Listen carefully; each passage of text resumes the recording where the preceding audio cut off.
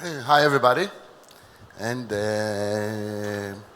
I'm going to tell you a little bit today about WIX, very few slides, and a tiny bit of the experience that we got and what helped us grow our business and become and scale what we do at WIX.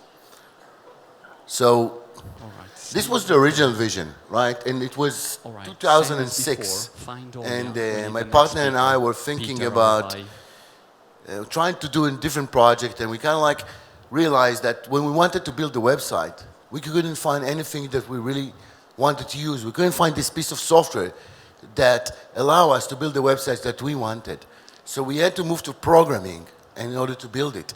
And we thought about it. It was 2006, and we kind of said, it doesn't make sense that nothing like that exists.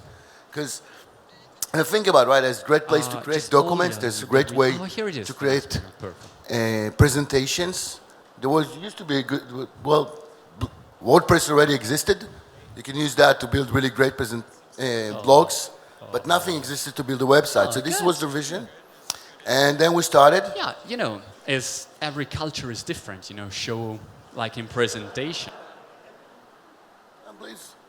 Hi. And this is where we started. So, and currently, this is a little bit about the results of WIX. So, we have 39 million users, people that register on WIX and are building websites. We're adding about 1 million new users every month. We have, it's currently more than 800, almost 1 million mobile site builders on WIX. It's the biggest mobile site builder in the world, and 400 employees based in Israel, New York, San Francisco, and in the Ukraine. This is something else. We just recently launched that, and if you have a startup that is doing anything on the internet, it might be interesting. We released something we call the WIX App Market, which allow other companies to sell their products and offer them on top of WIX. So think about it. Everything that you put there is actually being offered to almost 40 million consumers. And currently there's 140 applications. And the idea is that somebody goes to WIX, go and start to build a website, and can just drag and drop your application and add it to his website. Right? So we're adding more than 25,000 installations a day. It's really cool because our users love it because every day they come back to WIX and they see that there are new things they can do because of all those applications. But even more than that, what's interesting about it is that for software vendors, for people that develop software, being on the App Store actually gives you more exposure than being number one on search results from Google. So it's a cool way to distribute your software if you have some. So now I'm going to talk a little bit more about the experience that we have. And this is something that I really believe in. And that is that building an internet company is 1,000 times more easy than building an enterprise company. And the reason that I believe in that is that when you think about enterprise businesses, right, the first thing is how do you find customers? And the answer is that when you build enterprise companies, you have to have these sales guys that go knock on the door and try to sell. And it costs a lot of money. And most of what your business is about is that sales guy. When you build an internet company, you put your website out there and you pay $1 to Google and you have a customer. And you can test it. You can see, hey, does it work? And that's the other thing, right? When you build an enterprise company, right, in order to know if something works, you kind of have to spend this huge amount of effort on talking to the customers and modifying the product, and then you develop it, and then you try to sell it, and then only after a very long process, is this the right product for this market? Can I find 1,000 more customers like that on the internet? It takes 5 minutes, and that ability to iterate all the time and find exactly what makes your product great makes the internet so much more simple. And when you think about products, right, this is something else and that I really believe in is that every software market is built as this curve of adoption. And I think that the number one thing that is actually saying where you are in that curve is the maturity of the product. And maturity of the product usually means functionality and ease of use. right? Think about word processors in the 80s. They were pretty lame. And then Microsoft came with all this really fancy graphic user interface, and suddenly, just everybody used that, right? And it works with everything. It works with social networks. You can see what happened when they had this critical mass of functionality and ease of use. Boom, it's exploded. It works with mobile phone, it works with smartphones, it works with everything. And something that I really believe is that the right time to build any company, any startup, is when nothing is mature enough in that market. Because once it gets mature enough, it's almost impossible to stop. And if you think about YouTube as an example, when YouTube was starting to grow and had the right functionality, right ease of use, and started to grow quickly, Google had Google Video, right? Microsoft released Microsoft Video, and Yahoo released Yahoo Video, and even all of those companies couldn't stop YouTube from exploding. Why? Because once you get to this curve, that's it, you're all the way up there. And the last part of it, this life cycle, right, is when no matter how much more functionality or product changes you're going to do, it's not going to sell even one more copy. There's not going to be more users. No matter how many features you're going to add to YouTube today, well, everybody's using that, right? Or most everybody. If you think about Word, how many features can you add to Microsoft Word in order to make it better? So this is something that I really believe in, is that when you think about products and companies, where do you how do you time the market? If it's ready for you to build a product, or is it too late? That's another thing that we found at WIX to be super important, especially for internet companies. And that's, we really believe that there is a way for you to test everything before you develop it. And it can be the whole concept or just a feature. So if you want to add something, that open a chat, you want to do a new feature, you can just put a button before you write that feature and see, do people actually click on that? Does it really work? Do people really want it? You have a new concept for a business, put a web page out there, bring traffic, it costs almost nothing, see if people actually try to interact with that, even before you have a product.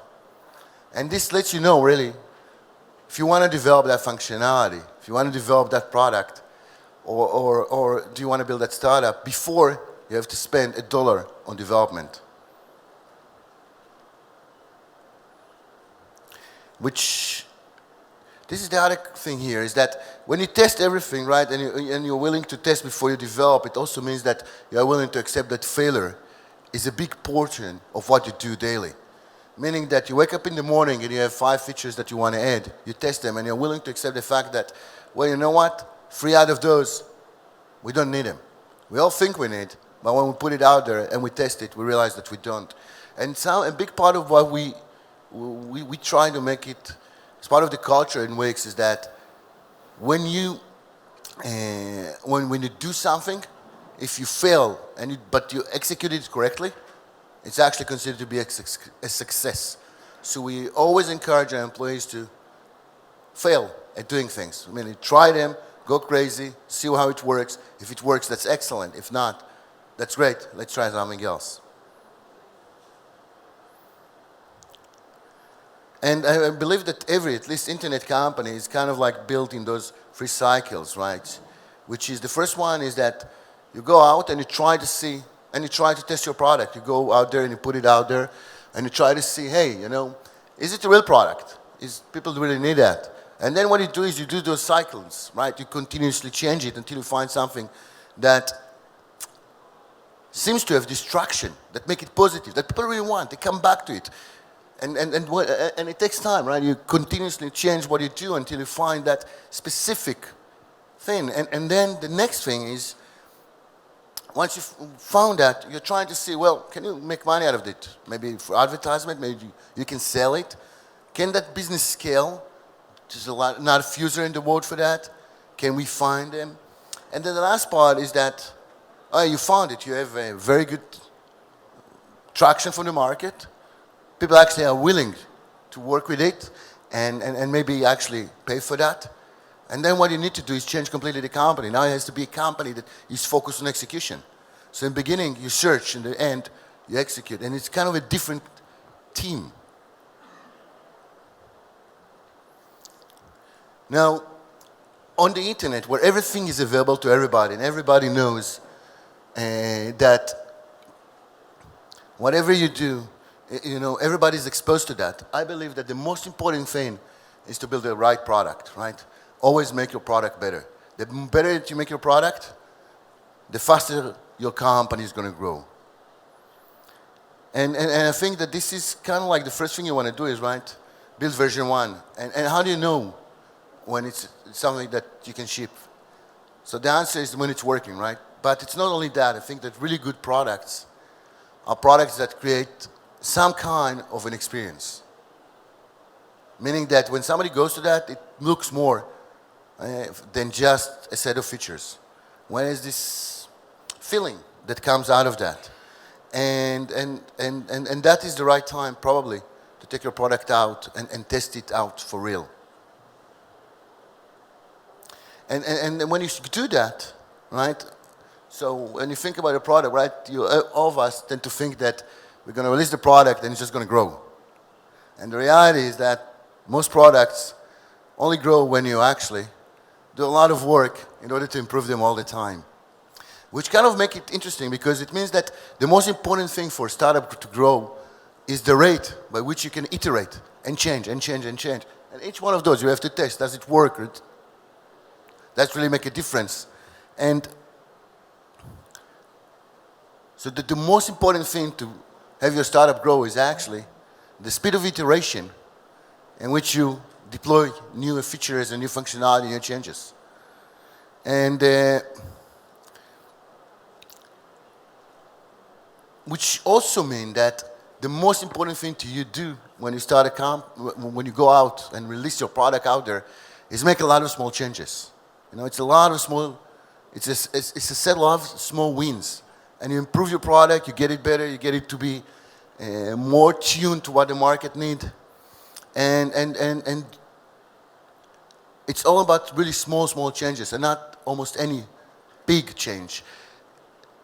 The only really danger of that is that you're always going to continue to optimize what you're doing. You're probably not going to make any major new thing in your product. But when a company starts, I think that is the right way and right focus to work. So let me just skip that and go here. So what is marketing? Okay, and you have a great product and it's out there, and then you need to have a great marketing team in order to be able to tell people out there that it exists, in order to get people to come and visit and see your product. And for us, marketing on the internet means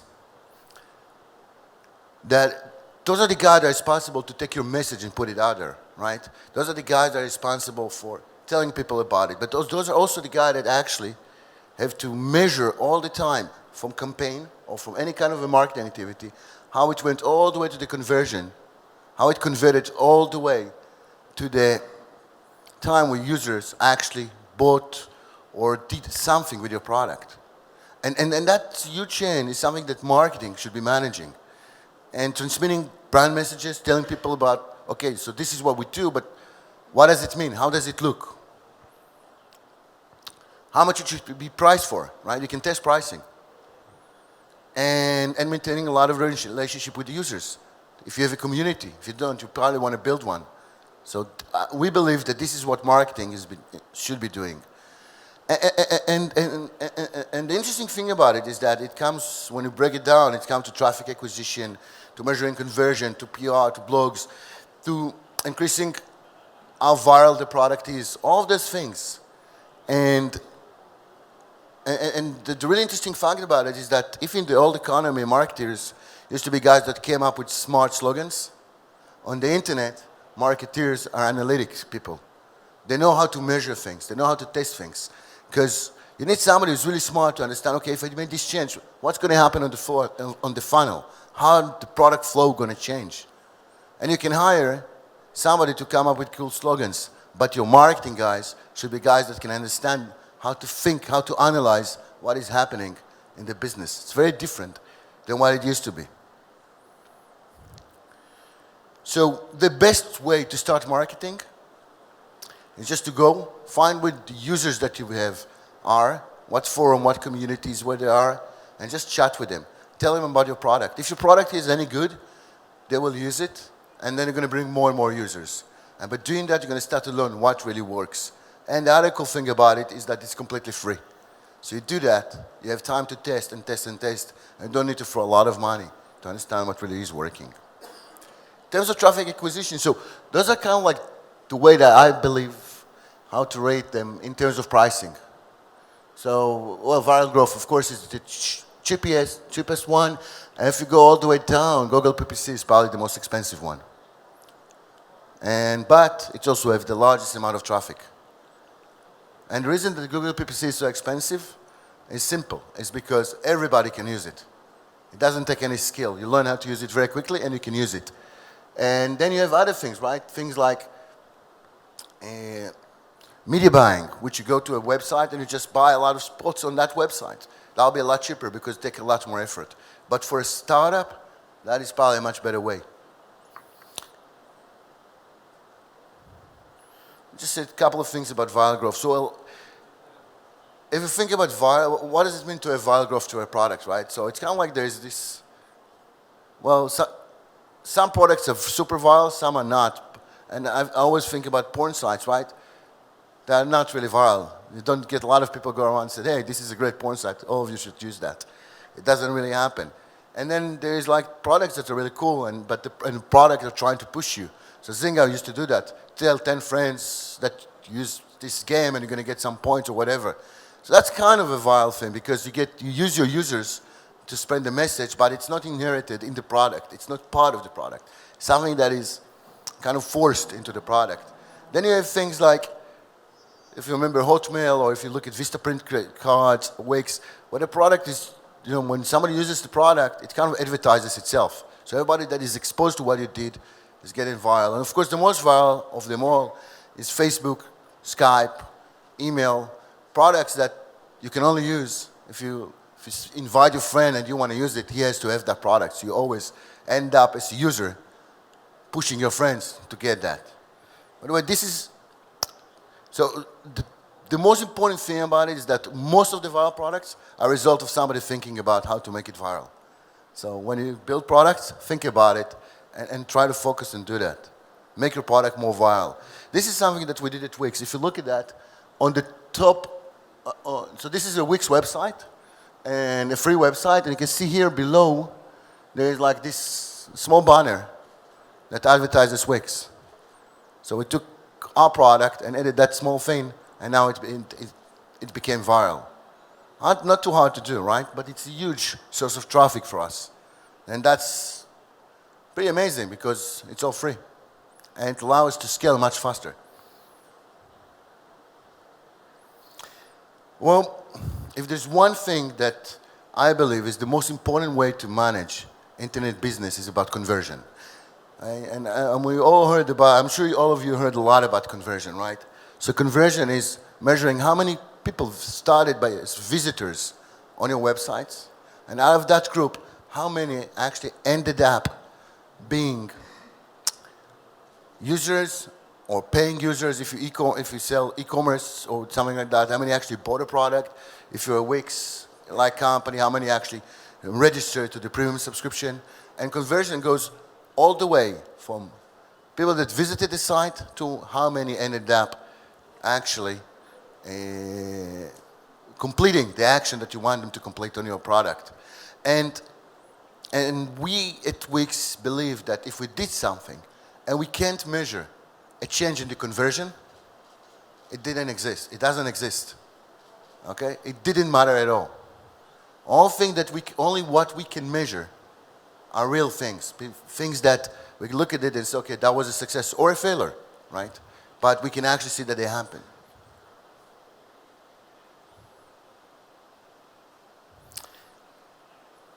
And now, another fact about conversion, right, is that because it goes all the way from visitors to the website to all the way to the end of the cycle of the process, it is actually being built from every small experience. It's being built from what do you perceive on the first ad when you're exposed to a website? When you click on it, where do you end up landing? What's the landing page? How is the registration process? How the product itself behave? All of that long cycle is really the conversion. And you can't cut corner, right? You kind of have to measure all of that. Every time you change a feature, you have to look at it and measure it again. Wow. And this is something that I always like to say. So almost everybody tends to think about conversion in terms of percentage. And we believe that it's really the wrong way to think about it. And this is an example here. Why? So you have two sources of traffic, right? And kind of like cost for each one of them is $100, right? One has this, send you 10 users, and out of those 10 users, one converted to a paying user, and which give you kind of 10% conversion, which makes the cost of acquisition for that user $100, right?